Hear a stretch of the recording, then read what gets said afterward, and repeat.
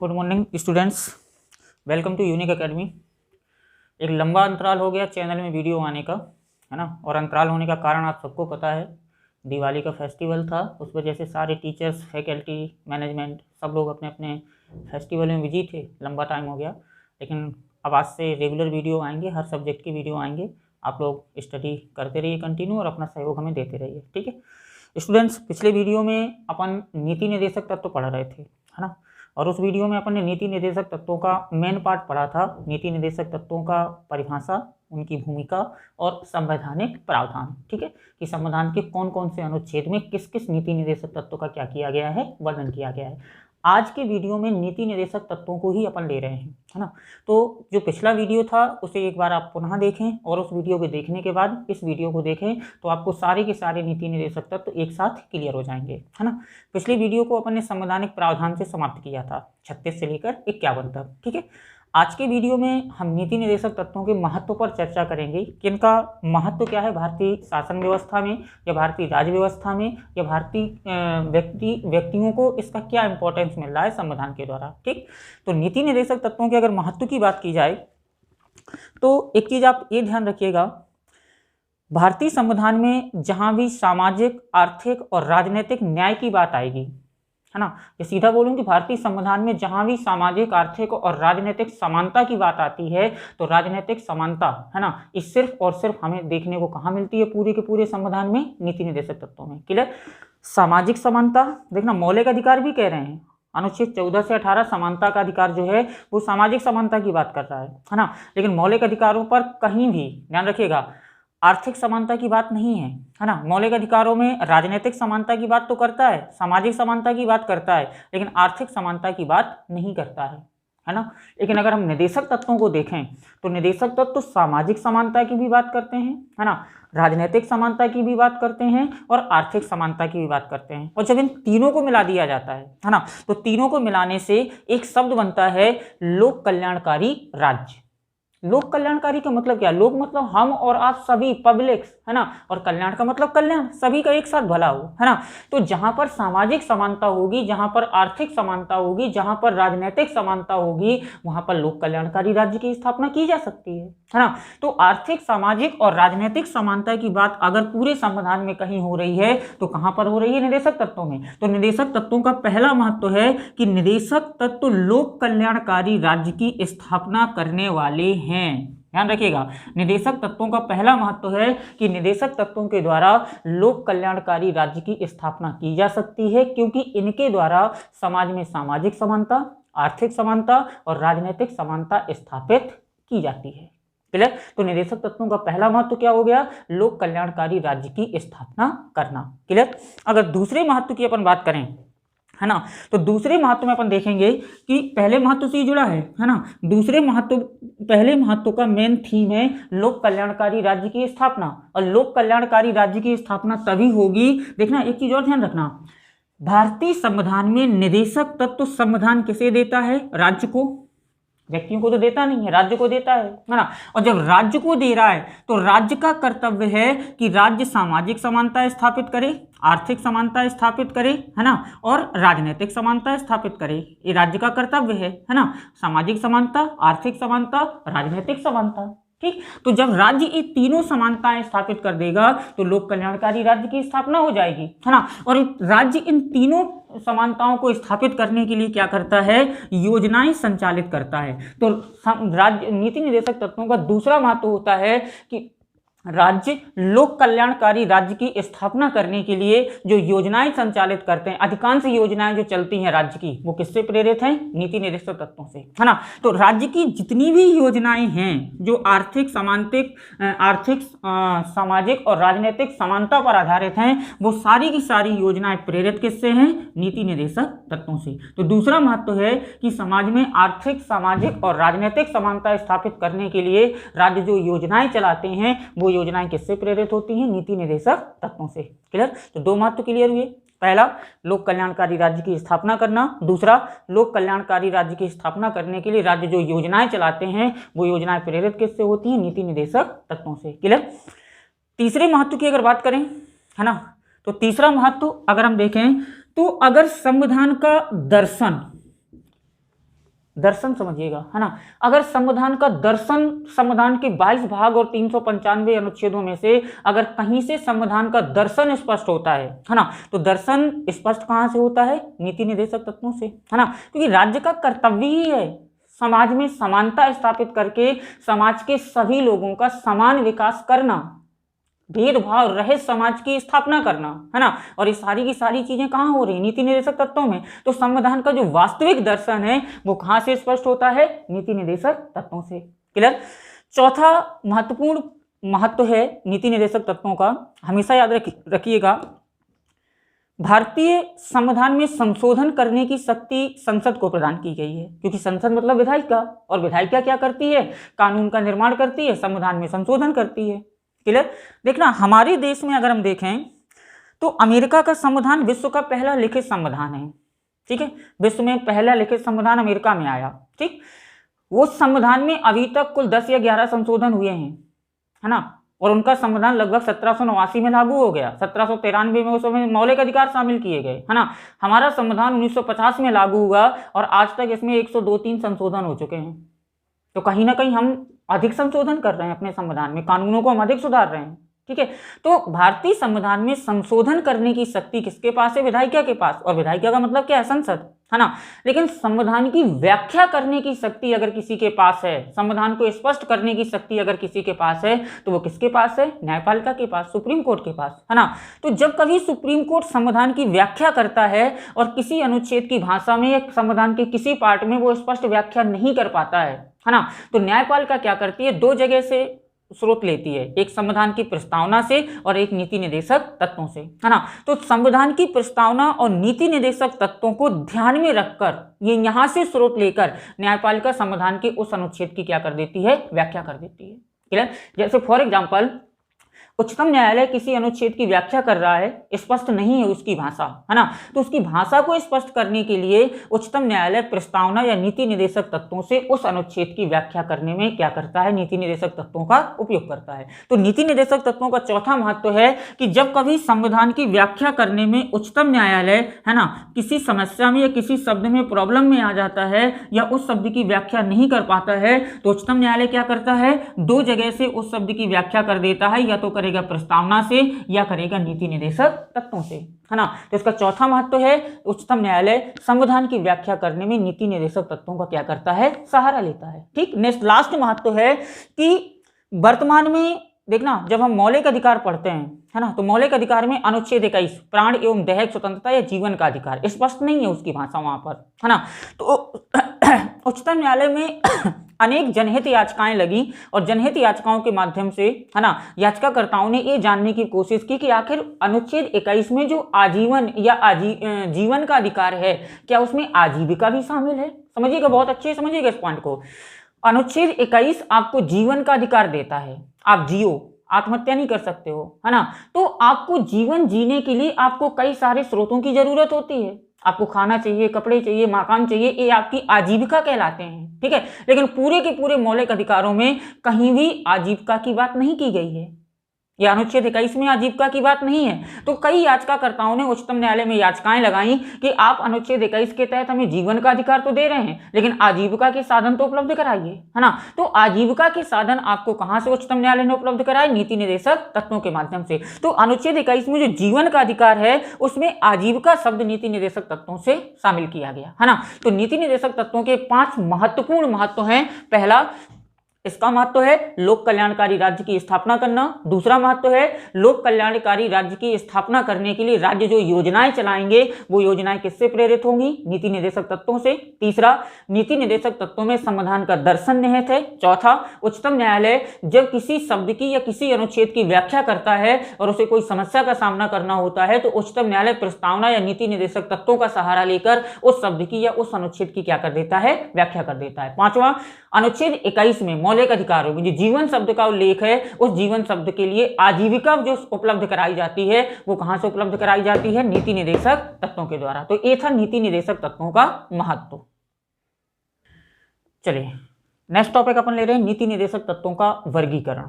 ध्यान रखिएगा, नीति निर्देशक तत्व वही है 36 से 51, ठीक है। उन्हीं को अपन 3 भागों में बांट रहे हैं और अलग अलग भाग में अलग अलग अनुच्छेद रख रहे हैं, ठीक है।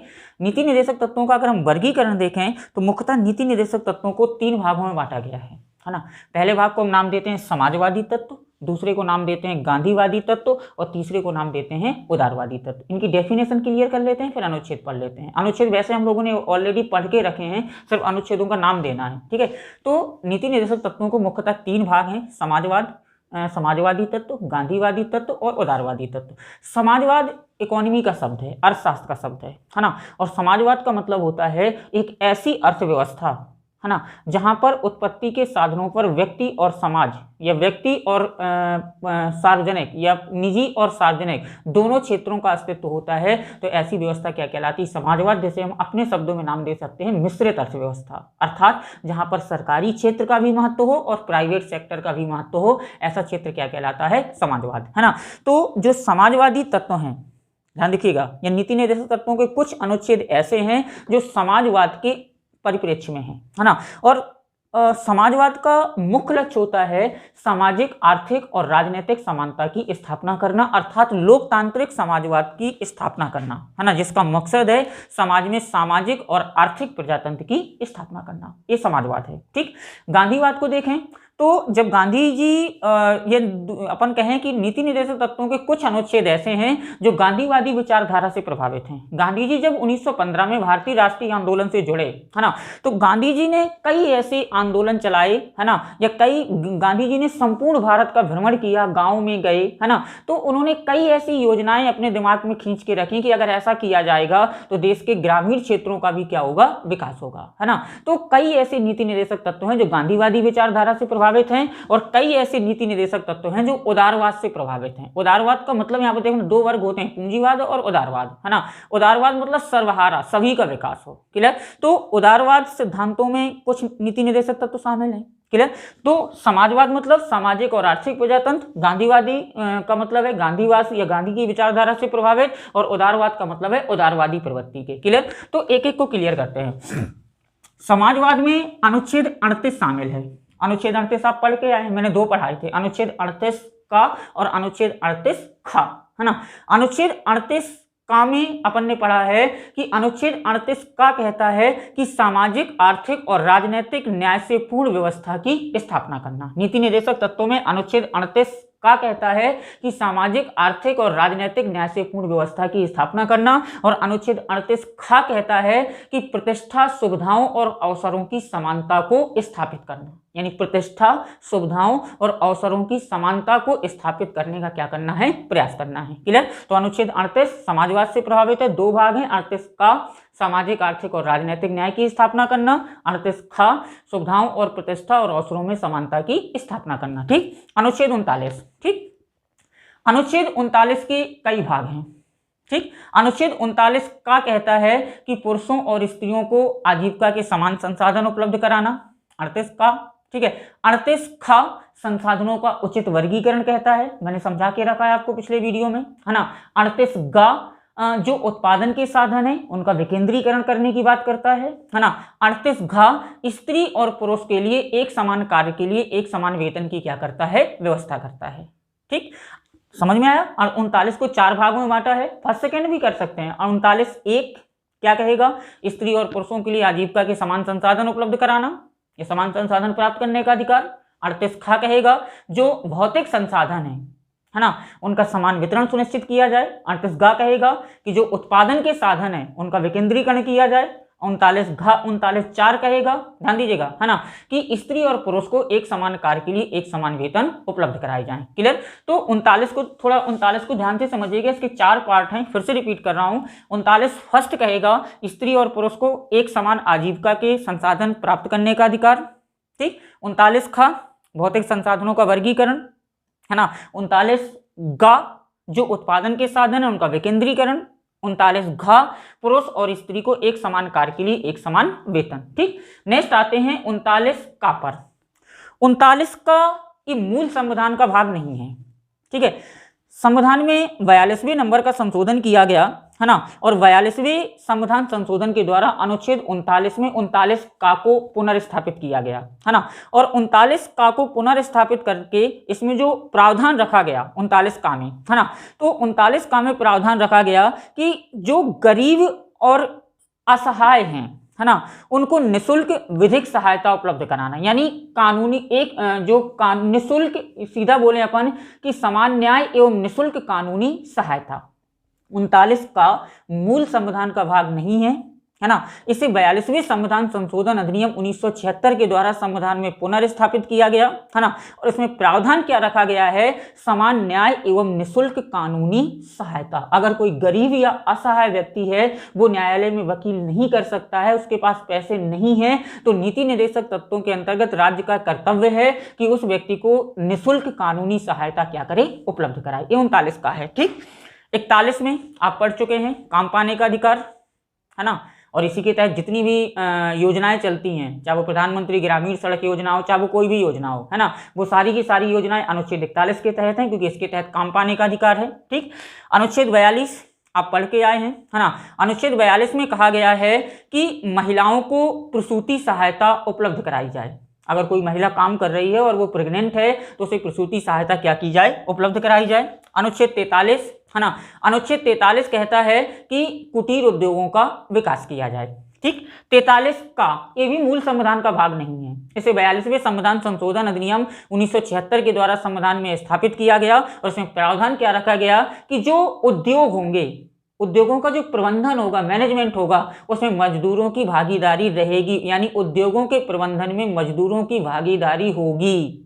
क्लियर, 43 का है। और अनुच्छेद 47, है ना, राज्य का कर्तव्य होगा कि वह पोषण स्तर, जीवन स्तर को ऊंचा बनाए रखने के लिए तथा लोगों के स्वास्थ्य में सुधार करने के लिए राज्य निरंतर प्रयास करेंगे, है ना। और यहाँ पर अनुच्छेद 47 में ही एक प्रावधान और रखा गया है कि जो मादक पदार्थ हैं, नशीले पदार्थ हैं, उनके उपयोग पर राज्य क्या करेगा, प्रतिबंध लगाएगा। तो कई राज्यों ने शराब पर या ड्रग्स पर, अन्य चीजों पर प्रतिबंध लगा के रखा है। क्लियर, तो ये अनुच्छेद हैं आपके समाजवाद से प्रेरित हैं। अनुच्छेद 38, इसके दो भाग हैं। 38 फर्स्ट, सामाजिक, आर्थिक और राजनीतिक न्याय। 38 सेकेंड, है ना, प्रतिष्ठा और सुविधाओं में अवसरों की समानता। 39, इसके चार भाग हैं। पहला 39(1), स्त्री और पुरुष को एक समान आजीविका का अधिकार है। 39 सेकेंड, है ना, भौतिक संसाधनों का वर्गीकरण। 39 थर्ड या 3, है ना, उत्पादन के साधनों का विकेंद्रीकरण। 39 4 या 39 घ, है ना, एक समान कार्य के लिए एक समान वेतन। 39 का 42वें संविधान संशोधन अधिनियम 1976 के द्वारा जोड़ा गया, और इसका उसमें रखा क्या गया है, समान न्याय एवं निःशुल्क कानूनी सहायता। 41 काम पाने का अधिकार। 42 प्रसूति सहायता। 43 कुटीर उद्योगों का विकास। 43 का 42वें संविधान संशोधन अधिनियम 1976 के द्वारा जोड़ा गया प्रावधान, है ना। प्रावधान क्या रखा गया है कि उद्योगों का जो मैनेजमेंट होगा उसमें मजदूरों की भागीदारी रहेगी। 47 पोषण स्तर, जीवन स्तर, स्वास्थ्य और नशीले पदार्थों पर प्रतिबंध। गांधीवाद में चलें। गांधीवाद में अनुच्छेद 40 ग्राम पंचायतों का गठन, पढ़ के आए हैं आप, पिछले वीडियो में डाला है कि जो ग्राम पंचायतों का गठन किया गया है, ये पंचायती राज व्यवस्था है, वो किसके तहत है, अनुच्छेद 40 के तहत। अनुच्छेद 43 अभी यहाँ से पढ़ा, कुटीर उद्योगों का विकास, और गांधी जी कुटीर उद्योगों के समर्थक थे। गांधी जी खुद चरखा चलाते थे और कपड़ा बुनते थे, हथकरघा उद्योग के समर्थक थे वो। 43 खा, यहाँ पर 43 का है और यहाँ पर 43 खा है। 43 खा को ध्यान रखिएगा, अनुच्छेद 43 खा, है ना, अगर हम देखें तो 97वें संविधान संशोधन अधिनियम, ये 42वें संविधान संशोधन से नहीं होगा, ध्यान रखिएगा। अनुच्छेद 43 खा 97वें संविधान संशोधन अधिनियम 2011 के द्वारा भारतीय संविधान में जोड़ा गया, और 43 खा में सहकारी समितियां जो ग्रामीण स्तर पर काम करती हैं, सहकारी समितियों को नीति निर्देशक तत्वों में क्या किया गया, शामिल किया गया। तो 43 खा को 97वें संविधान संशोधन अधिनियम 2011 के द्वारा भारतीय संविधान में पुनर्स्थापित किया गया। अनुच्छेद 46 SC/ST वर्ग के लोगों के लिए विशेष सुविधाएं उपलब्ध कराना। अनुच्छेद 47 मादक पदार्थों का प्रतिबंध, ध्यान रखिएगा, अनुच्छेद 47 मादक पदार्थों का प्रतिबंध। और अनुच्छेद 48 ये आप पढ़ के आए हैं, इसके दो भाग हैं। अनुच्छेद 48 को यहाँ देखेंगे, 48 का को उदारवाद में देखेंगे, है ना। तो अनुच्छेद 48 कहता है पर्यावरण, यानी पेड़ पौधों, जीव जंतुओं और पशु हत्या पर पूरी तरह से प्रतिबंध। ठीक, तो ये गांधी जी के समर्थक हैं। उदारवाद में चलें, अनुच्छेद 44, है ना। अनुच्छेद 44 में आपने पढ़ा है कि नागरिकों के लिए एक समान नागरिक संहिता जो आज तक लागू नहीं की जा सकी। अनुच्छेद 45, बालकों को निःशुल्क और अनिवार्य शिक्षा जिनकी उम्र 6 से 14 वर्ष है। अनुच्छेद 48, है ना, फिर से वही क्या, पर्यावरण को सुरक्षित रखना, जीव जंतुओं की हत्या मत करना, पेड़ पौधों की कटाई मत करना। ठीक, अनुच्छेद 48 का इसे 42वें संविधान संशोधन अधिनियम 1976 के द्वारा भारतीय संविधान में जोड़ा गया, है ना। और इसमें प्रावधान क्या रखा गया है कि अगर आप जीव जंतुओं की हत्या करते हैं, है ना, तो संसद ने इसके लिए बाकायदा कानून का निर्माण किया है और कानून के द्वारा, ध्यान रखिएगा, कानून के द्वारा आपको दंडित करने का प्रावधान भी है। क्लियर। ठीक, अनुच्छेद 49, राष्ट्रीय महत्व की स्मारकों को सुरक्षित रखना, उन्हें नुकसान न पहुंचाना। ठीक, अनुच्छेद 50, कार्यपालिका और न्यायपालिका का पृथक्करण अलग अलग की गई। अनुच्छेद 51, अंतर्राष्ट्रीय शांति और सुरक्षा बढ़ाने का प्रयास करना, अर्थात भारत की विदेश नीति। क्लियर। तो नीति निर्देशक तत्वों को मुख्यतः 3 भागों में बांटा गया। जो समाजवाद से प्रेरित हैं, यानी सामाजिक और आर्थिक लोकतंत्र की स्थापना करते हैं, उन्हें समाजवादी कहा गया। जो गांधीवादी विचारधारा से प्रेरित हैं, उन्हें गांधीवाद कहा गया। जो उदारवादी विचारधारा से प्रेरित हैं, उन्हें उदारवाद कहा गया। क्लियर। तो समाजवाद में है 38, 39, 39 का, 41, 42, 43, 43 का और 47। गांधीवाद में है 40, 43, 43 खा, 46, 47 और 48। उदारवाद में है 44, 45, 48, 48 का, 49, 50 और 51। चाहें तो आप इसका स्क्रीनशॉट ले सकते हैं। ठीक है, तो आपकी मेमोरी के लिए सेव हो जाएगा, क्योंकि कभी कभी ये क्वेश्चन आए हैं कि कौन सा गांधीवाद है, कौन सा उदारवाद है और कौन सा समाजवाद है। ठीक है, चलिए, हमारे संविधान में जो नीति निर्देशक तत्व हैं, है ना, नीति निर्देशक तत्वों में कई नए अनुच्छेद संशोधन कर करके जोड़े गए हैं समय समय पर, है ना। तो आज के इस टॉपिक में हमें ये देखना है कि कौन कौन से अनुच्छेद हमारे नीति निर्देशक तत्व, जो मूल संविधान के नीति निर्देशक तत्व थे, उनमें कौन कौन से अनुच्छेद नए जोड़े गए हैं, ये देखना है। क्लियर। तो कुछ अनुच्छेद नए जोड़े गए हैं और कुछ अनुच्छेदों की जो भाषा है, उनकी भाषा में परिवर्तन किया गया है। क्लियर।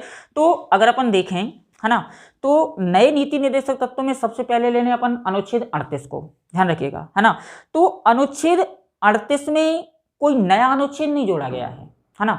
संसद द्वारा 44वें नंबर का संशोधन किया गया संविधान में 1978 में, है ना। और इस 44वें संविधान संशोधन अधिनियम 1978 के द्वारा, ध्यान रखिएगा, है ना, संविधान के अनुच्छेद 38 की भाषा में परिवर्तन किया गया, है ना। अनुच्छेद 38 में जहां पहले सामाजिक, आर्थिक और राजनीतिक न्याय की बस बात की गई थी, वहीं 44वें संविधान संशोधन अधिनियम 1978 के द्वारा वहां पर आय, प्रतिष्ठा, सुविधाओं और अवसरों की समानता की बात कही गई। अर्थात उसमें कुछ नए शब्द समाहित किए गए। अनुच्छेद 38 में जहां पहले सामाजिक, आर्थिक और राजनीतिक समानता की बात हो रही थी, वहीं 44वें संविधान संशोधन अधिनियम 1978 के द्वारा अनुच्छेद 38 में आय, प्रतिष्ठा, सुविधाओं और अवसरों की समानता को सम्मिलित किया गया। अर्थात 44वें संविधान संशोधन अधिनियम 1978 के द्वारा अनुच्छेद 38 की भाषा में क्या किया गया, परिवर्तन किया गया। क्लियर। अनुच्छेद 39 में संशोधन किया गया 42वें संविधान संशोधन अधिनियम 1976 के द्वारा, और इसके द्वारा अनुच्छेद 39 में 39 का को शामिल किया गया। और 39 का में रखा क्या गया, समान न्याय एवं निःशुल्क कानूनी सहायता का अधिकार, ये शामिल किया गया। ठीक।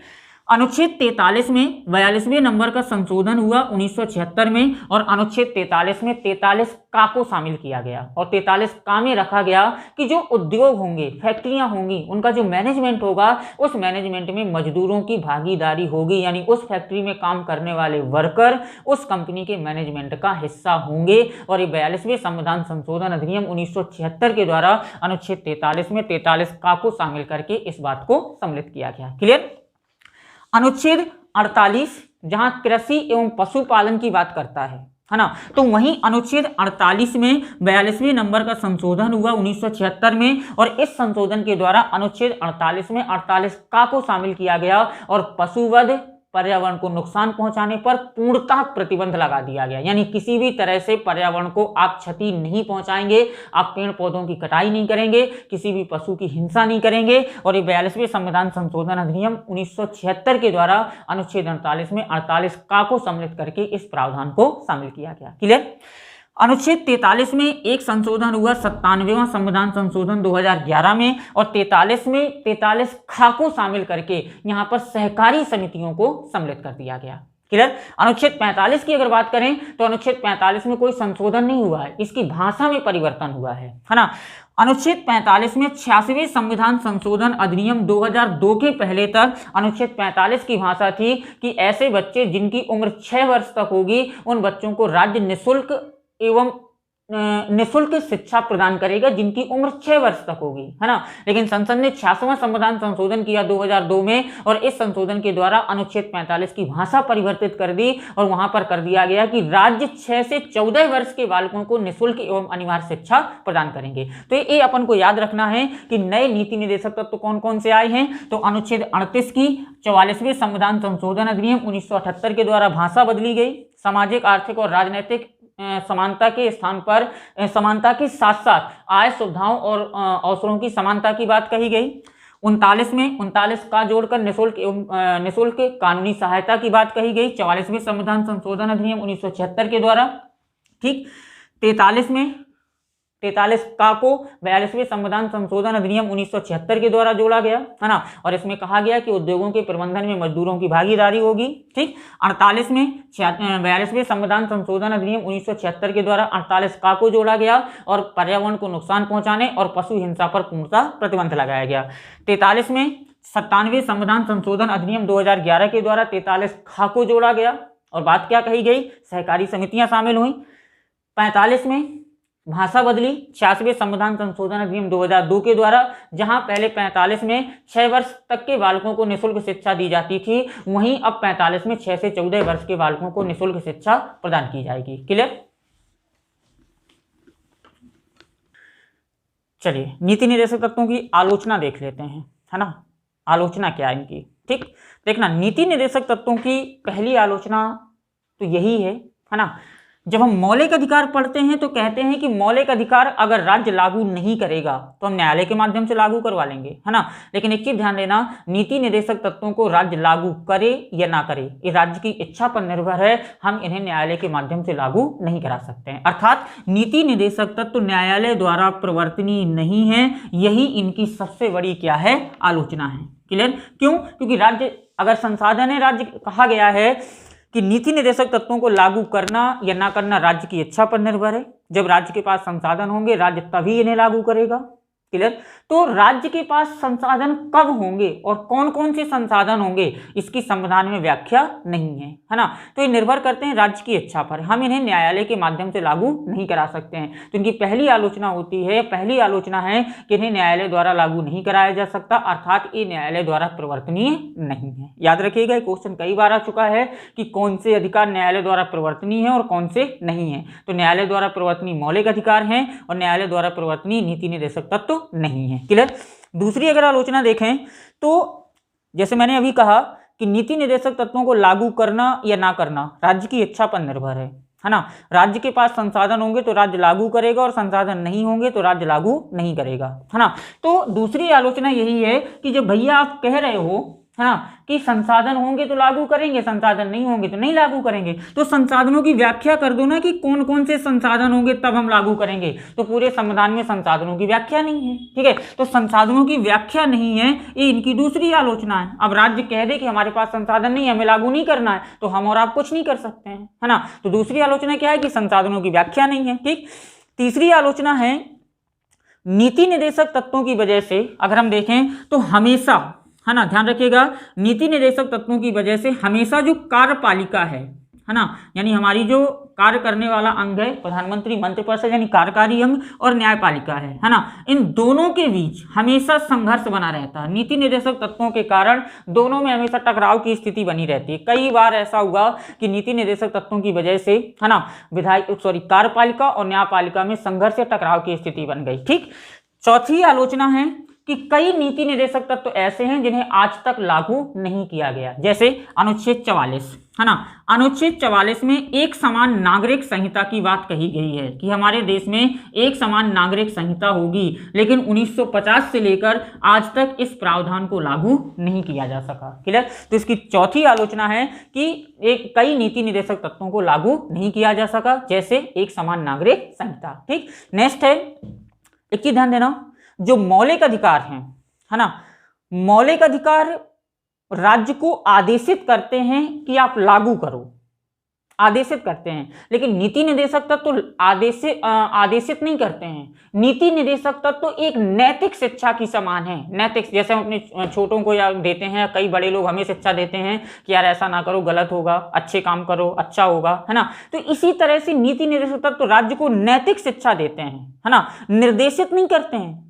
एक चीज ध्यान देना, मौलिक अधिकार राज्य को निर्देशित करते हैं कि ऐसा करना ही है, लेकिन नीति निर्देशक तत्व तो राज्य को निर्देशित नहीं करते हैं। नीति निर्देशक तत्व तो राज्य को नैतिक शिक्षा देते हैं कि आप ऐसा कर सकते हैं, ऐसा करेंगे तो ऐसा होगा, अर्थात राज्य को नैतिक शिक्षा देते हैं, राज्य को निर्देशित नहीं करते हैं और ना ही राज्य को किसी प्रकार से बाधित करते हैं। तो नीति निर्देशक तत्वों की आलोचना में यही चीजें ले सकते हैं। पहला, ये न्यायालय द्वारा परिवर्तनीय नहीं है, अर्थात इन्हें न्यायालय के माध्यम से लागू नहीं कराया जा सकता, है ना। राज्य कब लागू करेंगे, जब उनके पास संसाधन होंगे, लेकिन संसाधनों की व्याख्या हमारी पूरे संविधान में नहीं है। ठीक। नीति निर्देशक तत्वों की वजह से कई बार न्यायपालिका और कार्यपालिका की भी टकराव या संघर्ष की स्थिति निर्मित हो गई, है ना। कई नीति निर्देशक तत्वों को आज तक लागू नहीं किया जा सका, जैसे अनुच्छेद 44 एक समान नागरिक संहिता, और नीति निर्देशक तत्व राज्य को नैतिक शिक्षा देते हैं, ये राज्य को निर्देशित नहीं करते हैं। क्लियर। तो दोस्तों ये थे हमारे नीति निर्देशक तत्व, है ना। आप पिछला वीडियो देख लीजिएगा, फिर इस वीडियो को देखिएगा तो आपको सारे के सारे क्लियर हो जाएंगे, है ना। तो इस वीडियो से नीति निर्देशक तत्व कंप्लीट होते हैं। नेक्स्ट वीडियो में अपन कार्यपालिका पर डिस्कशन करेंगे, यानी भारत के राष्ट्रपति पर डिस्कशन करेंगे, है ना। आज के लिए इतना ही। आप सभी अपना सहयोग बनाए रखिए। आप सभी को बहुत बहुत धन्यवाद।